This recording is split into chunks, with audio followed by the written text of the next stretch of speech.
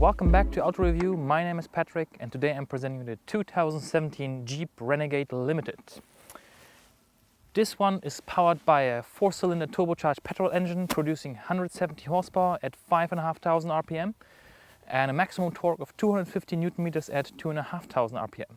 We have a 0 to 100 time in 8.8 seconds and a top speed of 196 kilometers an hour. I have driven this car now for the last 2 days and I had an average fuel consumption with mostly highway and B roads of approximately 8.2 liters. However, in city mixed it will be more or less something around 9.5 I reckon. So let me show you as usual. You've seen the car from outside. I'll show you the first and second row, the boot space, and then we drive. Enjoy! So the Renegade from the first row. First thing that comes to my attention is that I have a really nice surround view to the front and to the sides with nice big mirrors that give me a lot of view to the back. However, when I turn my head and I look on the D-pillar, it's quite massive and it's actually difficult to see what's behind there. This car comes with the lane departure assistant and blind spot assistant as well as a reverse camera, so it actually helps, otherwise it might have been difficult. Then what do we have? So steering wheel leather wrapped with a nice touch to it, not too thin, not too thick. On the left side we have the buttons for the trip computer and board computer, plus the telephone buttons. On the right side we have the cruise control and speed limiter.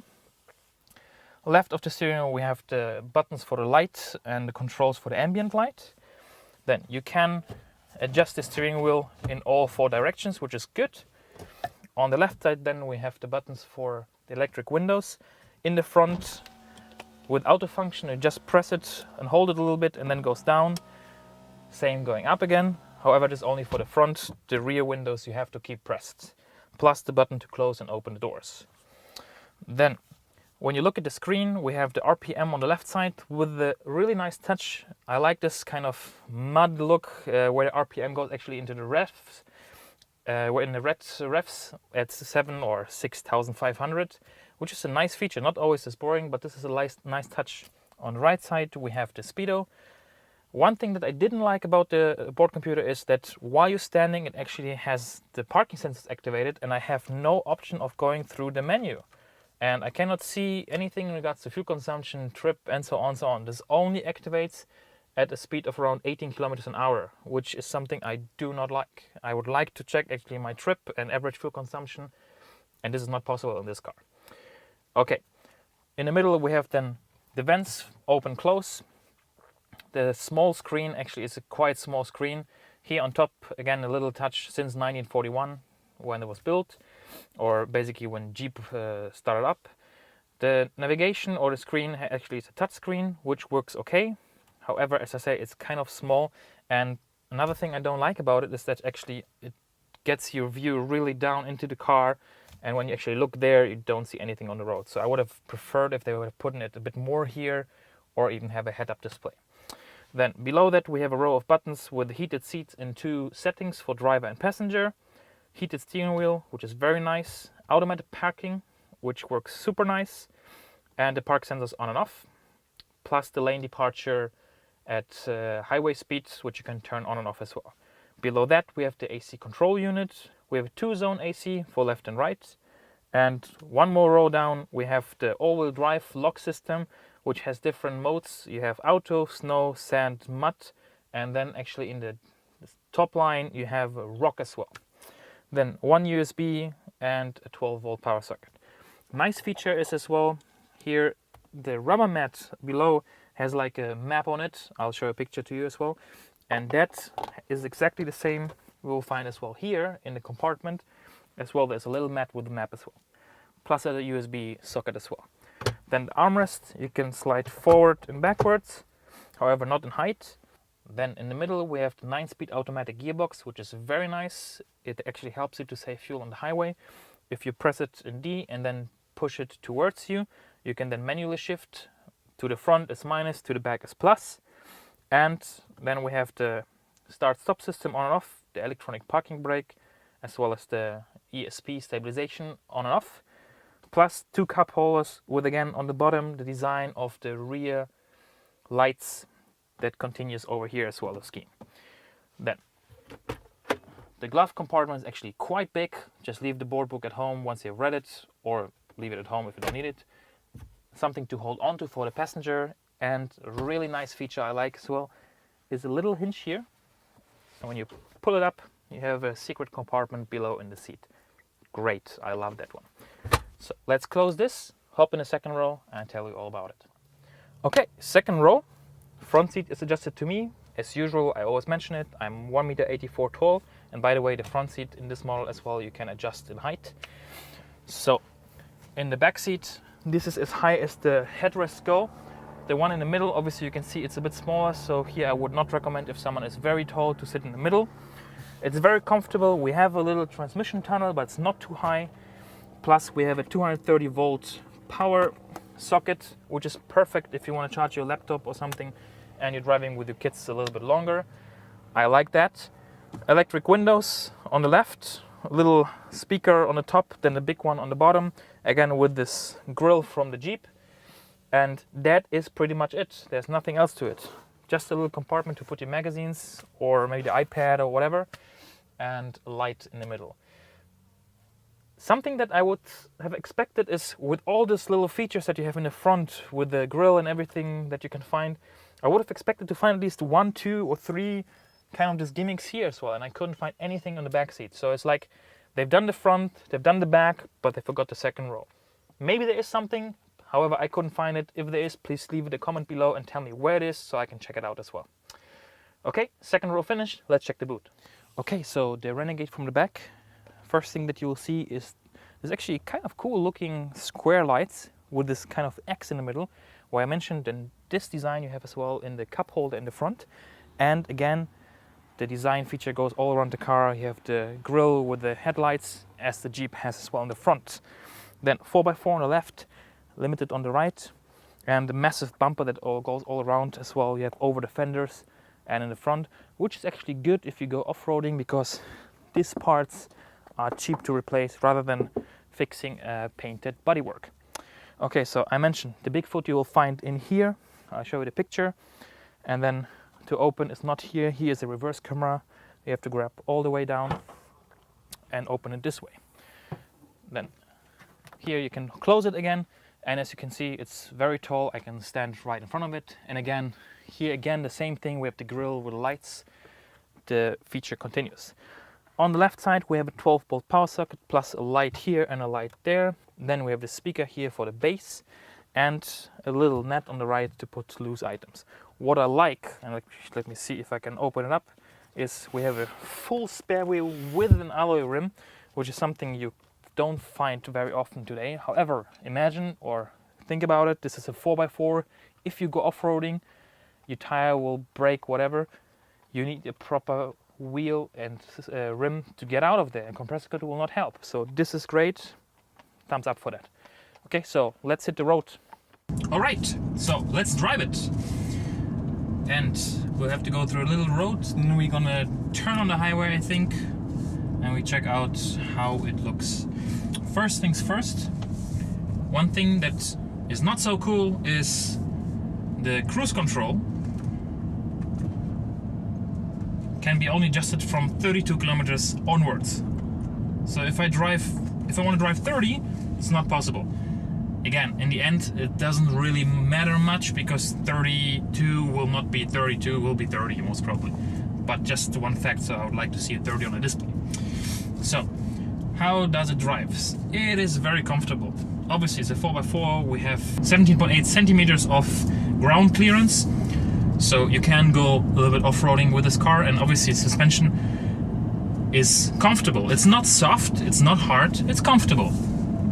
We don't want to drive through the poo from the horse, so let's go around it. Let's resume the speed. Then on the steering wheel, which I didn't mention yet, is on the left side you have the controls here and behind to go with the channel up and down, radio channel, and the search, and on the right side for the volume and the mute function. As I mentioned, visibility is very good when you're looking out to the front and left and right. Towards the back, you have, obviously I have the headrests up now. You can see, it's not an issue. Just for parking, you need to make use of the reverse camera, that's for sure. Then, as I mentioned, the board computer, you can only read it when you're driving, and then you can switch between, well, different screen. Now we have the tire pressure system, and every time you basically accelerate or stop using the cruise control, it will give you a little information display. Now again, parking sensor activated, I don't see the computer. We have to squeeze in a bit, otherwise we're gonna stand here for too long. So, now again the display turned on, so we have now transmission temperature, oil temperature, how much volt we have on the battery, how many days and kilometers until the next service, and tire pressure. So then we go down, we have the lane departure assistant that only works at I think 65 kilometers an hour onwards. So now even though I turn on the cruise control, it will not work.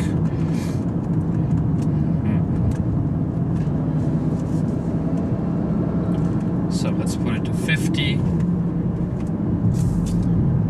And it will actually indicate if it's working or not by turning the color of the car green. If you basically go over a lane, it will indicate orange, and it will actively turn towards the lane again. So if you go on a left lane, it will turn you to the right. If you go on the right, it will push you to the left. And that you can adjust as well in regards to how sensitive it is and how much it helps you. So let's go on the highway. Let's push it. See, it activated, the car is now green, and we are at speed. So the 170 horsepower actually go really well. Yeah, so it's not too bad, not too bad, especially with a 9-speed automatic, which is nice. Now I went over the lane, it turned orange, it helped me a little bit, and then now again it's green. So what else? Set. I only wish that the cruise control information that it's on and off would go quicker out of the screen. Now we have the actual consumption, so now I had an average 8.3, and currently we're going a little bit up the hill. We're at 10.9, 10.5, now it's 80, so let's adjust the speed to 80. And you really have to press the button. You really have to press the button for the cruise control. So now at 3.4, 3.6. Again, average I had 8.3 over more than 200 kilometers. And it shows you as well in case you use less or more, so it kind of helps you with this indicator. Trip computer AB, then radio channel, display. That's a funny thing. Display information cannot be shown while driving, so settings. But then when I actually idle, I cannot see it either, so I can only adjust it here. And then again, speed. Funny thing is, I can switch to miles per hour, so now I'm driving 80 kilometers an hour, which is 50 miles an hour.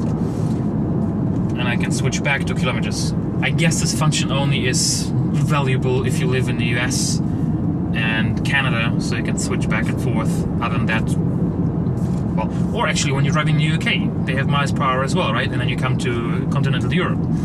Well, yeah, that makes sense. Okay.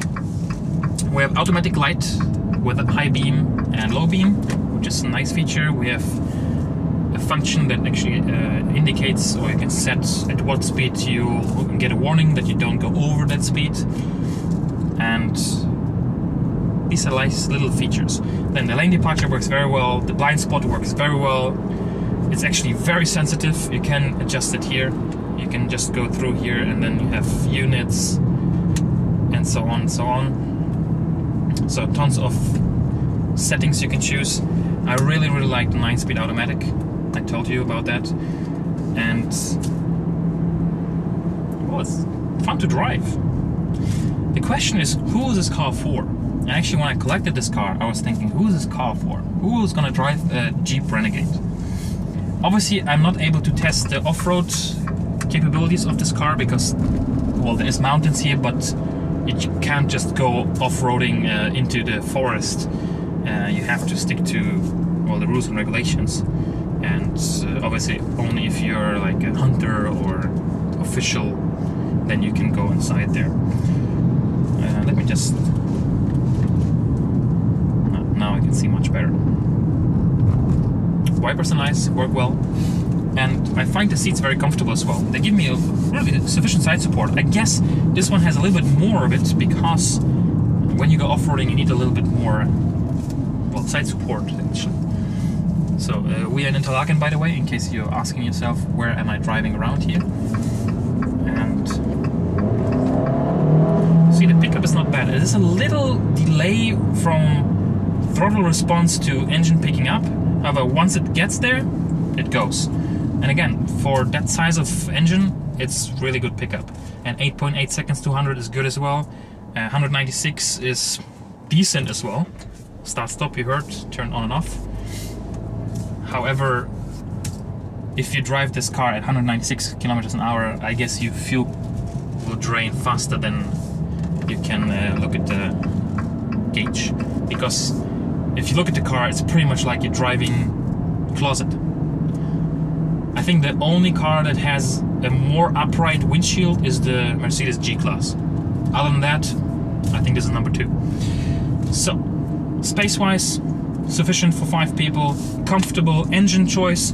I would not go for the smaller 140 horsepower engine. If you want to go the petrol powered, go for this one, the 170 horsepower, or even better, take the diesel, because then this car will make more sense, it will be more economical, and combine it then with the 9-speed automatic as well, because you can get, which is a good thing, the 9-speed automatic in both the petrol and the diesel powered versions.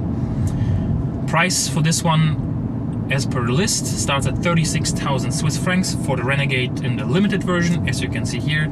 Obviously this one has a little bit more gimmicks on board, and well, I hope you enjoyed this review, the quick drive and all the details. And again, if you go to the showroom, pay attention to those little details I mentioned, for example, the Willys Jeep, the Bigfoot driving, going up the mountain, and the Spider